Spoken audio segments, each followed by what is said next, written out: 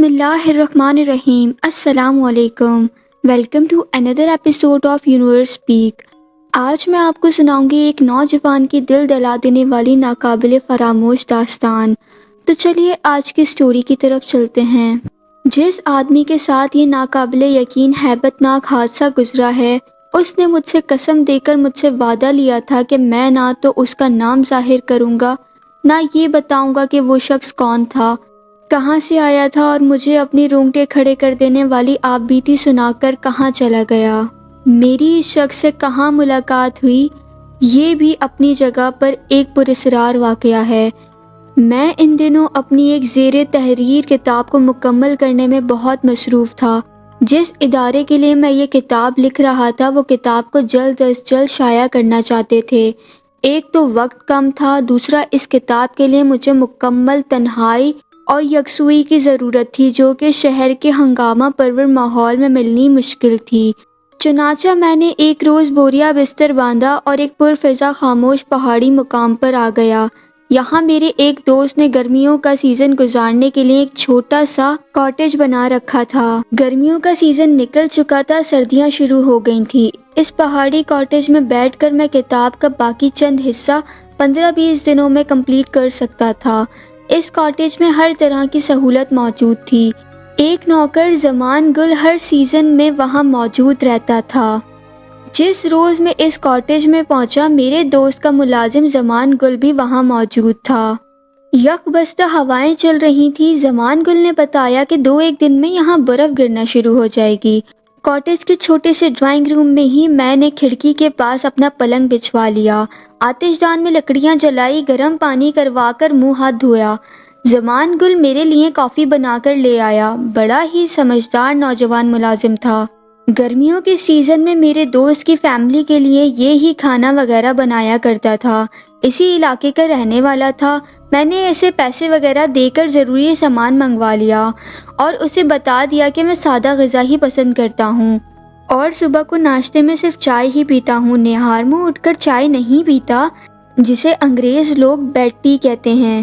میں شام ہونے سے ذرا پہلے پہاڑی کاٹیج پر پہنچا تھا۔ چائے پی کر میں نے گرم کپڑے پہن کر اوپر سے لمبا کوٹ پہنا اور ہاتھ میں چھتری لے کر ایک پہاڑ پر سیر کو نکل گیا۔ سرد ہوا چل رہی تھی اور درخت پر سے خشک پتے گر رہے تھے۔ شور و گل کے ماحول سے ایک دم پہاڑ کی خاموش فضاؤں میں آ کر مجھے ایک دم تنہائی کا شدید احساس ہونے لگا تھا۔ لیکن یہ تنہائی میرے کام کے لیے بڑی ضروری تھی۔ مجھے اپنی کتاب مکمل کرنے کے لیے اسی ماحول کی ضرورت تھی۔ کاٹیج کے آس پاس کا علاقہ ویران سا تھا۔ تھوڑا آگے جا کر باقی کوٹھیاں اور کاٹیج تھے، جو سردیوں کے موسم کی وجہ سے ویران پڑے تھے۔ میرے جوتوں کے نیچے آ کر چرچراتے ہوئے سوکھے پتوں کی آواز، بے برق و بار درختوں کی شاخوں سے گزرتی سرد ہوا کی آواز کے ساتھ مل کر ماحول کو اور زیادہ اداس اور سوگوار بنا رہی تھی۔ اس سے پہلے میں یورپ کے 1-2 شہروں میں برف باری میں سردیوں کا موسم گزار چکا تھا، لیکن اپنے وطن پاکستان کے کسی پہاڑی مقام پر سردیوں کے موسم گزارنے کا مجھے پہلی بار اتفاق ہو رہا تھا۔ پہاڑی علاقے میں کچھ دور تک سیر کرنے کے بعد میں واپس آیا تو میرے کمرے کے آتش دان میں آگ خوب روشن تھی۔ باہر خوب سردی تھی، اس کے مقابلے میں کمرہ خوب گرم تھا۔ زمان میرے لیے کافی بنا کر لے آیا۔ کافی پی کر میں میز پر آ کر بیٹھ گیا اور اپنے کام میں مصروف ہو گیا۔ رات 8 بجے تک کتاب لکھنے میں مصروف رہا۔ اس کے بعد کھانا کھایا اور پھر بستر میں لیٹ کر وکٹر ہیوگو کا ایک ناول پڑھنے لگا۔ کمرے کو خوب گرم کرنے کے بعد آتش دان میں آگ خود ہی مدھم پڑ گئی۔ اتنے میں ملازم زمان گل آ گیا۔ کہنے لگا، صاحب جی، کسی چیز کی ضرورت ہے تو بتا دیجئے، میں اپنی کوٹری میں سونے جا رہا ہوں۔ میں نے کہا، فی الحال کسی چیز کی ضرورت نہیں ہے، باقی صبح کو ٹھیک 8 بجے اٹھ کر میں ناشتہ کرتا ہوں۔ زمان بولا، فکر نہ کریں جناب، صبح ٹھیک 8 بجے آپ کو ناشتہ مل جائے گا۔ آپ ناشتے میں کیا کھانا پسند کریں گے؟ میں نے اسے بتا دیا کہ میں ایک انڈا فرائی اور 2 خشک ٹوسٹ زیادہ پسند کرتا ہوں۔ زمان کے جانے کے بعد میں نے ڈرائنگ روم کے دروازے کی چٹکنی لگائی اور بستر میں گھس کر دوبارہ مطالعے میں مشغول ہو گیا۔ کمرے کی بتی بجھی ہوئی تھی، صرف میرے پلنگ کے سرہانے پر گہرے رنگ کے شیڈ والا ٹیبل لیمپ روشن تھا۔ کھڑکی بند تھی، کھڑکی کے باہر سے سرد ہواؤں کا ہلکا ہلکا شور سنائی دے رہا تھا۔ مجھے یاد نہیں کب میں لیمپ بجھا کر سو گیا۔ صبح زمان نے دروازے پر دستک دے کر مجھے جگایا۔ میں نے گھڑی دیکھی تو 7:30 بج رہے تھے۔ منہ ہاتھ دھو کر ناشتہ کیا اور کتاب لکھنے میں مصروف ہو گیا۔ دوپہر کو کھانا کھا کر تھوڑی دیر کے لیے آرام کیا اور اس کے بعد شام 7 بجے تک کام کرتا رہا۔ شام کے وقت گہرے سرمئی رنگ کے بادل چھانے لگے تھے، ہوا سرد اور تیز ہو گئی۔ زمان کہنے لگا، صاحب لگتا ہے آج برف باری پڑے گی۔ اس کا اندازہ بالکل درست تھا۔ رات کو میں سو گیا، صبح اٹھا تو باہر برف گر رہی تھی۔ برف کے سفید سفید گالے پھولوں کی پنکھڑیوں کی طرح سرد ہواؤں کے ساتھ ادھر ادھر اڑ رہے تھے۔ میں اوور کوٹ پہن کر سفید گلگتی ٹوپی لگا کر چہل قدمی کرنے نکل گیا۔ مجھے شروع سے ہی گرتی برف میں چہل قدمی کرنا اچھا لگتا تھا۔ کچھ دور برف باری پر چہل قدمی کرنے کے بعد میں واپس اپنے کاٹیج میں آ گیا۔ اس روز دوپہر تک برف باری ہوتی رہی، پورا علاقہ برف سے ڈھک چکا تھا۔ شام تک میں اپنے کام میں لگا رہا، رات کو کھانا کھا کر پھر لکھنے میں مصروف ہو گیا۔ میں کتاب کو جلدی مکمل کرنا چاہتا تھا۔ زمان گل میرے پاس چائے کا ایک بھرا ہوا تھرماس رکھ کر گیا تھا۔ میں نے ڈرائنگ روم کے دروازے کی چٹکنی لگا لی۔ رات کے 11 بج رہے تھے۔ میں نے لکھنا بند کر دیا اور بستر میں دپک گیا۔ لیمپ روشن کر کے کچھ دیر تک وکٹر کا ناول پڑھتا رہا، پھر جب نیند آنے لگی تو ٹیبل لیمپ بھی بجھا دیا اور آنکھیں بند کر کے سونے کی کوشش کرنے لگا۔ کچھ دیر بعد میں نیند کی خواب آلود وادیوں میں پہنچ چکا تھا۔ سوتے سوتے اچانک میری آنکھ کھل گئی۔ باہر ہواؤں کا شور کچھ زیادہ ہی ہو گیا تھا، جس وجہ سے میری آنکھ کھل چکی تھی۔ میں نے لیمپ جلا کر گھڑی کی طرف نگاہ ڈالی، رات کے 11 بج رہے تھے۔ میں لیمپ بجھا کر دوبارہ سو گیا۔ آدمی سویا ہوا ہو تو ظاہر ہے دنیا سے بے خبر ہی ہوتا ہے، اسے کچھ پتہ نہیں چلتا کہ کتنا وقت گزر چکا ہے۔ مجھے خواب میں ایسی آواز سنائی دی جیسے کوئی دروازے پر ٹھک ٹھک کر رہا ہے۔ پہلے میں اسے خواب سمجھتا رہا، لیکن جب ٹھک ٹھک مسلسل ہوتی رہی تو میری آنکھ کھل گئی۔ کمرے میں گھپ اندھیرا تھا، گہری خاموشی چھائی ہوئی تھی۔ شروع رات میں یک بستہ سرد ہواؤں کا جو شور تھا وہ اب سنائی نہیں دے رہا تھا۔ میں لحاف میں ہی لیٹا رہا۔ مجھے خیال تھا کہ یہ زمان گل ہے، خدا جانے کہ اس کو رات کے اس پہر کیا کام پڑ گیا ہے۔ میرے ذہن میں اسی کا خیال آ سکتا تھا۔ میں نے لیمپ روشن کر کے گھڑی پر نگاہ ڈالی تو رات کے 2:30 بج رہے تھے۔ دروازے پر ایک بار پھر دستک ہوئی۔ میں اٹھ کر دروازے کے پاس گیا۔ میں نے سوچا کہ پوچھ لینا چاہیے کہ کون ہے، کوئی چور ڈاکو بھی ہو سکتا ہے یا پھر کوئی بھوت پریت بھی ہو سکتا ہے۔ میں نے پوچھا، کون ہے باہر؟ باہر سے کسی مرد کی آواز آئی، جناب اگر آپ کا نام یہ ہے تو آپ ہمارے مشہور ناول نگار ہیں، تو پلیز دروازہ کھول کر مجھے تھوڑی دیر کے لیے اندر آنے کی اجازت دیجیے، میں آپ کے لیے کچھ لایا ہوں۔ آواز میں تھوڑی متانت تھی، کوئی پڑھا لکھا آدمی لگتا تھا۔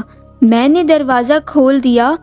گرم اوور کوٹ میں ملبوس ایک دراز قد آدمی میرے سامنے کھڑا تھا۔ لیمپ کی روشنی اس کے چہرے پر پڑ رہی تھی۔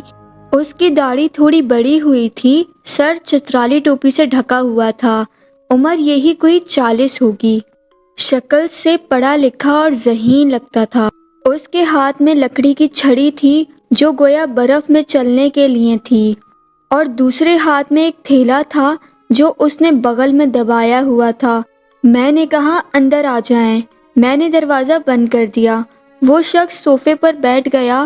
میں نے کمرے کی بتی روشن کر دی اور خود بھی اس کے سامنے صوفے پر آ کر بیٹھ گیا۔ میں نے پوچھا، فرمائیے، اتنی رات گئے میں آپ کی کیا خدمت کر سکتا ہوں؟ اس آدمی نے کہا، محترم، پہلے آپ مجھے یقین دلائیے کہ آپ کا نام یہ ہے اور آپ ہمارے ملک کے نامور ادیب ناول نگار ہیں۔ تو میں نے کہا، جی میں ہی ہوں۔ آپ اتنی سرد رات میں کہاں سے تشریف لائے ہیں اور میں آپ کی کیا خدمت کر سکتا ہوں؟ اس شخص نے تھیلا بغل میں سے نکال کر میز پر رکھ دیا۔ چھڑی ایک طرف رکھ دی اور جیب سے پائپ نکال کر اس میں تمباکو بھرتے ہوئے بولا، جناب کیا میں تمباکو نوشی کر سکتا ہوں؟ میرا مطلب ہے آپ کو تمباکو کا دھواں ناگوار تو نہیں گزرتا؟ میں نے کہا جی نہیں، کوئی بات نہیں، آپ بے شک پئیں۔ اس نے ماچس کی تیلی نکال کر پائپ سلگایا اور 2-3 کش لینے کے بعد لمبا سانس بھر کے کہنے لگا، جناب میں آپ کو اپنا اصلی نام نہیں بتاؤں گا، میں آپ کو یہ بھی نہیں بتاؤں گا کہ میں کس شہر یا گاؤں کا رہنے والا ہوں۔ میں معافی چاہتا ہوں کہ میں نے آپ کو اتنی سخت سرد رات میں تکلیف دی، لیکن یقین کریں میں صرف اسی وقت آپ سے ملنے کے لیے آ سکتا تھا، میری مجبوری ہے۔ جب آپ کو میری زندگی کے وہ ہیبت ناک واقعات معلوم ہو جائیں گے جو میرے ساتھ گزر چکے ہیں اور جن میں ابھی گزر رہا ہوں، تو آپ میری مجبوری کو سمجھ جائیں گے کہ میں نے آدھی رات میں آپ کو زحمت کیوں دی ہے۔ میں بڑے غور سے اس آدمی کی باتیں سن رہا تھا، مجھے اس کے دماغی صحت پر کچھ شک سا ہونے لگا۔ میں نے پوچھا کہ تمہیں کیسے پتا چلا کہ میں اس پہاڑی کاٹیج میں ٹھہرا ہوا ہوں؟ اس نے کہا، محترم جب میں لاہور کے ایک شہر میں تھا تو مجھے آپ کی تلاش تھی، کسی نہ کسی ذریعے سے میں نے معلوم کر لیا کہ آپ یہاں ہیں اور کسی ناول پر کام کر رہے ہیں۔ اب اس کی باتیں مجھے بور کرنے لگی تھی۔ میں چاہ رہا تھا کہ یہ شخص جتنی جلدی ہو سکے اپنا مدعا بیان کرے اور چلا جائے تاکہ میں بستر میں گھس کر دوبارہ سو سکوں۔ میں نے صاف صاف لفظوں میں اس سے کہا کہ برائے مہربانی آپ صاف صاف اپنا مدعا بیان فرمائیں، یہ بتائیں کہ میرے پاس آپ کس لیے تشریف لائے ہیں۔ اس نے میز پر جو تھیلا رکھا تھا اس پر ہاتھ رکھتے ہوئے بولا، یہ تھیلا آپ کو وہ سب کچھ بتا دے گا جو زبانی میں آپ کو بیان نہیں کر سکتا۔ اس تھیلے میں نے وہ تمام خوفناک واقعات اور ناقابل یقین ڈراؤنے تجربات جن میں سے میں گزر چکا ہوں پوری سچائی کے ساتھ لکھ کر رکھ دیے ہیں۔ یہ میں آپ کے سپرد کرتا ہوں، آپ ان کا مطالعہ فرمائیں۔ میری خواہش ہے کہ یہ تمام واقعات جس طرح میرے ساتھ گزرے اور جس طرح پوری تفصیل کے ساتھ میں نے انہیں قلم بند کیا ہے اسی حالت میں لوگوں تک پہنچیں، تاکہ انہیں معلوم ہو سکے کہ عجائبت عالم میں ایسے حادثات بھی ہو سکتے ہیں، لیکن اگر آپ اسے قابل اشاعت نہ سمجھیں تو بے شک اسے آگ میں پھینک دیجیے گا، مجھے آپ سے کوئی شکایت نہیں ہوگی۔ ہو سکتا ہے کہ میری زندگی کے ان ناقابل یقین داستان کو پڑھتے ہوئے آپ کو ان واقعات پر یقین نہ آئے، لیکن میں آپ کو صادق دل سے یقین دلاتا ہوں کہ یہ سب میرے ساتھ گزرا ہے۔ اب میں جاتا ہوں، ہو سکتا ہے کہ اس کے بعد میری آپ سے ملاقات نہ ہو۔ میں نے اتنی رات گئے آپ کو زحمت دی، مجھے معاف کر دیجیے گا، میں آپ کا شکر گزار رہوں گا۔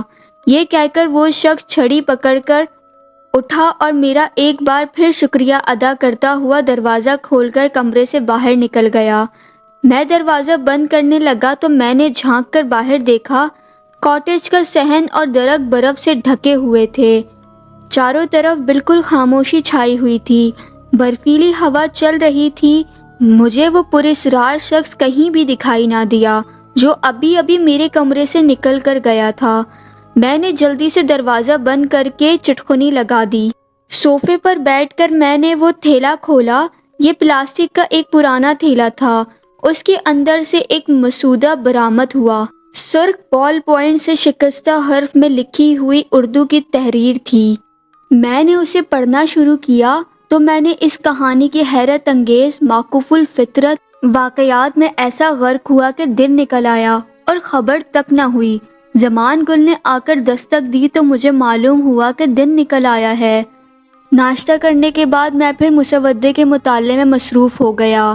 شام تک میں نے ساری داستان پڑھ ڈالی، انسانی عقل کو حیران کر دینے والی سچی داستان کو بغیر کسی ترمیم و اضافے کے آپ کی خدمت میں پیش کرتا ہوں۔ اس داستان کا نام ہے ارحام مصر کا جادو۔ میں نے اپنی طرف سے رکھا ہے، باقی کسی جگہ کوئی بھی لفظ کی تبدیلی نہیں کی۔ کہانی اس طرح شروع ہوتی ہے کہ میں اپنا اصلی نام ظاہر نہیں کروں گا لیکن اپنا فرضی نام عمران لکھوں گا۔ میں کس جگہ بیٹھ کر یہ داستان جو کہ میری سچی آپ بیتی ہے لکھ رہا ہوں آپ کو یہ نہیں بتاؤں گا، ان باتوں سے آپ کو کوئی دلچسپی نہیں ہونی چاہیے۔ اصل بات تو وہ واقعات اور حالات ہیں جو مجھے پیش آئے اور جن سے میں گزرا ہوں، وہ میں آپ کو بالکل سچ سچ بتاؤں گا، نہ ہی کوئی چیز آپ سے چھپاؤں گا اور نہ ہی کوئی بات اپنی طرف سے شامل کروں گا۔ میرا نام عمران ہے۔ میری پیدائش پاکستان کے مشہور تاریخی شہر میں ہوئی تھی۔ اس شہر میں نے BA تک تعلیم حاصل کی۔ میں اپنے ماں باپ کی اکلوتی اولاد تھا۔ BA تک تعلیم حاصل کرنے کے بعد میں انشورنس کمپنی میں ملازم ہو گیا۔ قسمت میں یہی لکھا تھا۔ میری نوکری کو دوسرا سال جا رہا تھا کہ میرے ماں باپ بس کے ایک حادثے میں انتقال کر گئے۔ میں اکیلا رہ گیا۔ ماں باپ کی شفقت سے محروم ہونے کے بعد میرا جی اس شہر سے اکتا گیا۔ کسی چیز میں دل نہیں لگتا تھا۔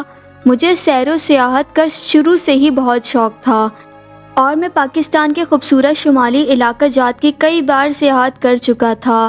اس کے علاوہ ایک بار ایران اور مصر کا بھی چکر لگا چکا تھا، خاص طور پہ ارہام مصر کا۔ قدیم مصر اور یونان کی تاریخ سے مجھے گہری دلچسپی تھی۔ کالج کے زمانے میں بھی تاریخ کا مضمون میرا دل پسند مضمون رہا تھا۔ قدیم مصر کی تہذیب کی پراسراریت اور اہرام مصر کے بارے میں جو عقل کو حیرت میں ڈال دینے والی جو عجیب و غریب روایات مشہور تھیں، ان سے میں بڑا متاثر تھا۔ پہلی بار جب مصر کی سیاحت پر گیا تھا تو میں نے ارہام مصر کی سیر ضرور کی تھی اور 2 اہرام اندر جا کر بھی دیکھے تھے، لیکن چونکہ میرے پاس زر مبادلہ بہت کم تھا اس لیے قاہرہ میں زیادہ دیر قیام نہ کر سکا اور اہرام مصر کو زیادہ قریب سے دیکھنے اور وہاں رہ کر قاہرہ کے ان عجائب گھروں کا بھرپور مطالعہ کرنے کی حسرت لے کر پاکستان واپس آ گیا تھا۔ جب دنیا میں اکیلا رہ گیا اور ہر شے سے دل اچاٹ ہو گیا تھا تو سوچا کیوں نہ ایک بار پھر قدیم مصر اور یونان کے ممالکوں کی سیاحت کی جائے۔ اس طرح سے جی بھی بہل جائے گا اور پھر میرا شوق بھی پورا ہو جائے گا۔ میں نے یہ عہد کر لیا تھا کہ مصر میں زیادہ سے زیادہ قیام کروں گا۔ اس ملک کی قدیم تاریخ سے میں بے حد متاثر تھا۔ پاسپورٹ میرے پاس موجود تھا، اس پر پہلے بھی ویزا لگ چکا تھا۔ دوسری بار ویزا لگوانے میں مجھے زیادہ دقت نہ ہوئی۔ میں نے نوکری سے استعفیٰ دے دیا، بینک سے اپنی جتنی رقم تھی نکلوا کر اس سے بیرونی زر مبادلہ خریدا اور بغیر کسی کو بتائے اپنے آبائی شہر کو ٹرین میں سوار ہو کر کراچی کی طرف روانہ ہو گیا۔ کراچی سے میں ایک بحری جہاز کے ذریعے مصر کی بندرگاہ سکندریہ پہنچ گیا۔ تاریخ کا طالب علم ہونے کی وجہ سے مجھے معلوم تھا کہ سکندریہ کا شہر سکندر اعظم نے آباد کیا تھا۔ اس زمانے میں سارے ایران اور مصر میں سکندر اعظم کی حکومت تھی۔ یہ شہر میں اس سے پہلے بھی دیکھ چکا تھا۔ سکندریہ سے ٹرین میں قاہرہ آ گیا۔ قاہرہ میں YMCA والوں کا ایک ہاسٹل تھا جہاں سیاح اسٹوڈنٹ آ کر ٹھہرتے تھے۔ پہلی بار جب میں وہاں آیا تھا تو اسی ہاسٹل میں ٹھہرا تھا۔ تھوڑے سے پیسوں کے عوض یہاں رات بسر کرنے کو ٹھکانہ مل جاتا تھا۔ میں دل میں یہ سوچ کر چلا تھا کہ قاہرہ پہنچنے کے بعد وہاں کوئی ملازمت وغیرہ تلاش کروں گا تاکہ معاشی اعتبار سے بے فکر ہو کر اس قدیم تہذیب و تمدن والے شہر کے آثار قدیمہ کا سکون سے مطالعہ کر سکوں۔ مجھے اس بات کا علم تھا کہ قاہرہ میں پاکستانی بھی کاروبار کرتے ہیں اور کافی عرصے سے وہاں آباد بھی ہیں۔ ان لوگوں سے مجھے مدد مل سکتی تھی۔ قاہرہ میں وارڈ ہونے کے بعد میں نے YMCA والوں کی ایک چھوٹی سی کوٹری میں ڈیرا جما لیا اور قاہرہ میں آباد ایک پاکستانی سے جا کر ملاقات کی جو کہ قاہرہ کی ایک پرانی مارکیٹ میں پرانے سکوں اور نوادرات کا کاروبار کرتا تھا۔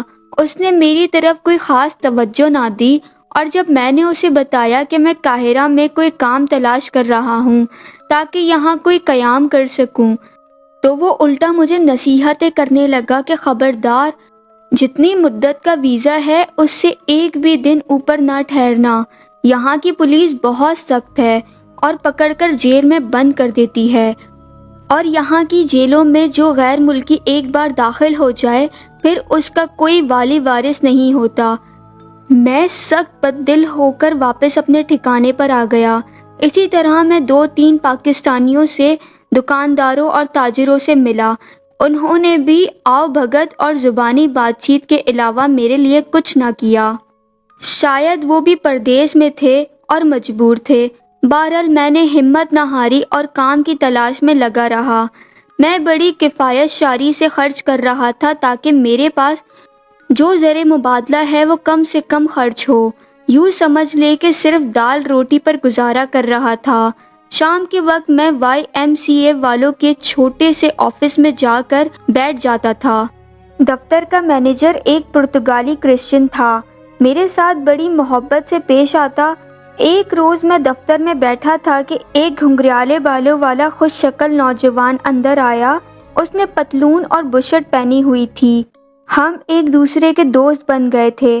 جب میں نے اسے بتایا کہ میں قاہرہ میں طویل مدت تک قیام کرنا چاہتا ہوں تاکہ اطمینان سے قدیم مصر کی تاریخ پر تحقیقی کام کر سکوں، اور اس لیے ضروری ہے کہ مجھے کہیں کوئی چھوٹی موٹی نوکری مل جائے تاکہ میرے ضروری اخراجات پورے ہوتے رہیں، تو اس نے کہا کہ اس کی فکر تم نہ کرو، میں تمہاری لمبی مدت کا ویزا بھی لگوا دوں گا اور تمہیں کہیں نہ کہیں نوکری بھی دلوا دوں گا۔ جابر پاشا ایک اثر و وثوق والا آدمی تھا۔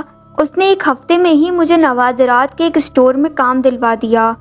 یہ اسٹور ایک مصری کی ملکیت تھا اور میری ڈیوٹی صبح 8 بجے سے دوپہر 2 بجے تک کی ہوتی تھی۔ اس کے بعد میں قاہرہ کے باہر تاریخی مقامات کی طرف نکل جاتا۔ کسی روز پاشا بھی میرے ساتھ ہوتا تھا۔ پاشا نے اپنے رسوخ سے میرے پاسپورٹ پر 2 سال کا ویزا بھی لگوا دیا تھا۔ اب میں بڑے اطمینان سے قاہرہ میں رہنے لگا۔ اس زمانے میں مصر کے ایک دور ابتدا اہرام سے قدیم مصر کے فرعون آمون کی حنوط شدہ لاش برآمد ہوئی، جسے دیکھنے کے لیے غیر ملکی سیاح بھاری تعداد میں آ رہے تھے۔ فرعون کی لاش ایک بڑی اہم دریافت تھی۔ ماہرین آثار قدیمہ کو اس کی ایک مدت سے تلاش تھی۔ مصری گائیڈ اور میرا دوست پاشا فرعون کی اس نو دریافت لاش کچھ سیاحوں کو دکھانے میں مصروف تھا۔ ایک دن میں بھی اس کے ساتھ فرعون آمون کی لاش دیکھنے چلا گیا۔ یہ لاش اہرام میں زمین کے اندر بہت گہرائی میں دفن کی گئی تھی۔ اس کا تابوت کھول دیا گیا تھا۔ ساری لاش پٹیوں میں لپٹی ہوئی تھی، صرف چہرہ نظر آ رہا تھا۔ حنوط کروانے والوں نے کچھ اس طرح سے لاش کو حنوط کروایا تھا کہ فرعون کا چہرہ خراب نہیں ہوا تھا، چہرے کی نقوش درست حالت میں تھے، صرف آنکھیں پھترائی ہوئی تھی۔ سر پر سونے کا ایک تاج تھا، تاج میں سونے کے ایک سانپ نے پھن اٹھایا ہوا تھا۔ سیاحوں کو لاش کے قریب جانے کی اجازت نہیں تھی، 5 فٹ کے فاصلے سے اسے دیکھا جا سکتا تھا۔ پاشا سیاحوں کو انگریزی میں فرعون کے بارے میں رٹے رٹائے الفاظ میں بتا رہا تھا کہ فرعون 5000 قبل مسیح میں مصر میں حکومت کرتا تھا، اس کی ملکہ کا نام یہ تھا اور اس نے فلاں فلاں نمایاں کارنامے سر انجام دیے۔ مجھے اس فرعون کی لاش میں کچھ خاص پراسراریت نظر نہ آئی، جس کے لیے قدیم مصر کے فرعونوں کی لاشیں مشہور تھیں۔ البتہ اس فرعون کے اہرام سے سونے چاندی کے برتن، زیورات اور ہیرے جواہرات بھاری تعداد میں برآمد ہوئے تھے، جنہیں مصری حکومت نے اپنے قبضے میں لے لیا تھا۔ میں اپنے دوست پاشا کے ساتھ ہی رہا۔ جب وہ سارے سیاحوں کو بھگت چکا تو ہم ابو الہول کے نیچے بنے ہوئے ایک چھوٹے سے ریسٹورنٹ میں قہوہ پینے کے لیے آ گئے۔ فرعونوں کی لاشوں کے بارے میں یہ روایت بھی مشہور تھی کہ جو لوگ ان لاشوں کو دریافت کرتے ہیں ان لوگوں کو فرعون کی لاش کی بددعا لگ جاتی ہے اور پھر اس کی موت بڑے ہی المناک طریقے سے ہوتی ہے۔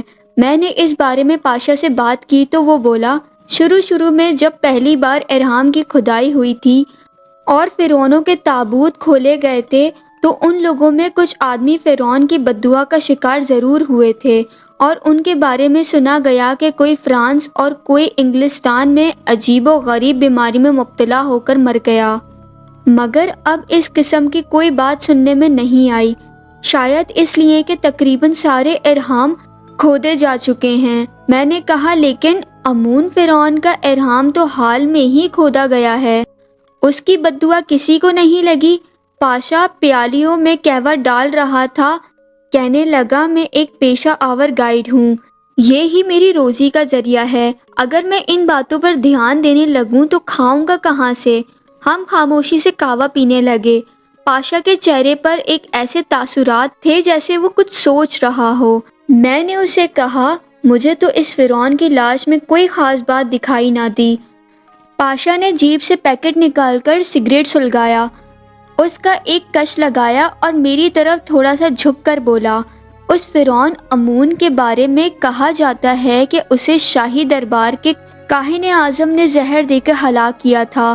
میں نے کہا، بادشاہوں کے ساتھ تو ایسا ہوتا ہی رہتا ہے، ساری تاریخ اس قسم کے واقعات سے بھری پڑی ہے، کسی کو قتل کر دیا جاتا ہے تو کسی کو زہر دے کر ہلاک کر دیا جاتا ہے، اس میں کون سی عجیب بات ہے؟ پاشا کہنے لگا، امون فرعون کے بارے میں ایک اور روایت مشہور ہے۔ میں نے پوچھا، وہ کیا؟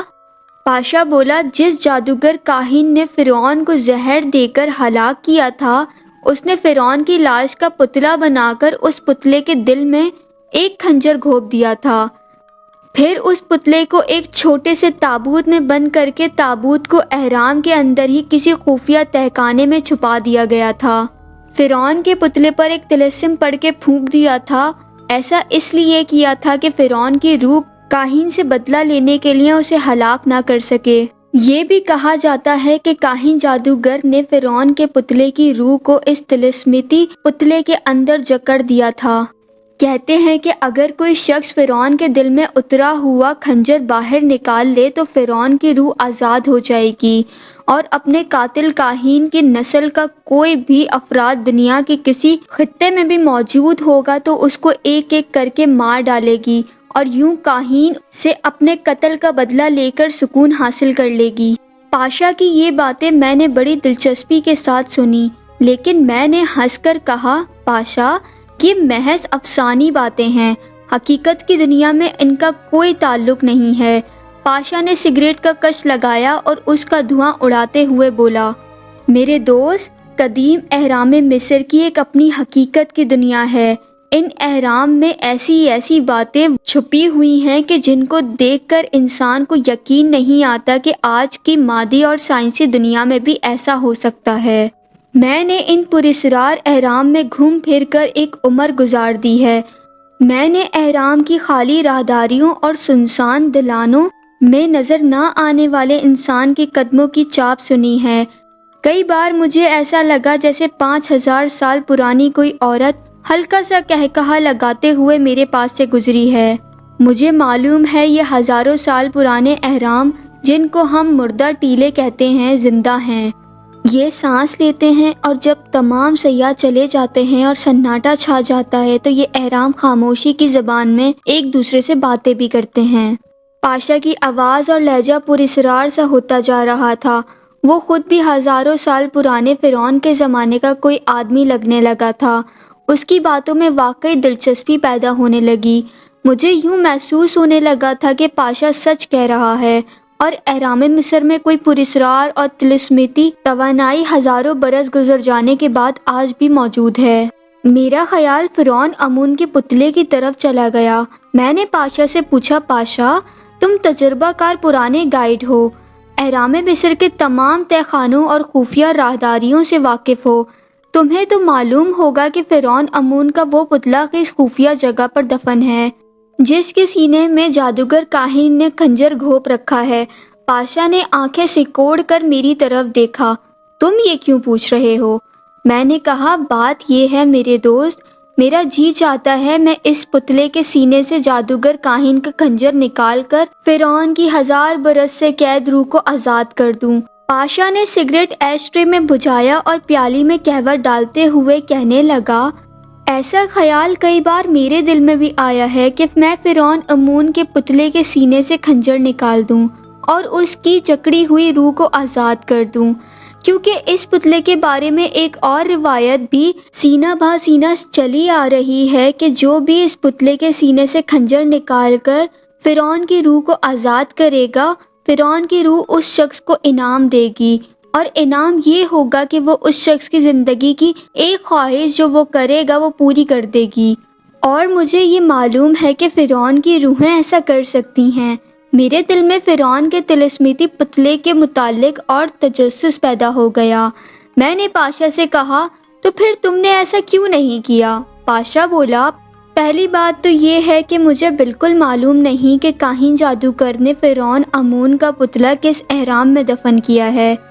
اتنا مجھے یقین ہے کہ پتلا اس اہرام میں دفن نہیں کیا گیا جس اہرام سے فرعون آمون کی لاش برآمد ہوئی ہے۔ سٹوری کا اگلا حصہ نیکسٹ ایپیسوڈ میں، تب تک کے لیے اپنا بہت سارا خیال رکھیے گا۔ اللہ حافظ۔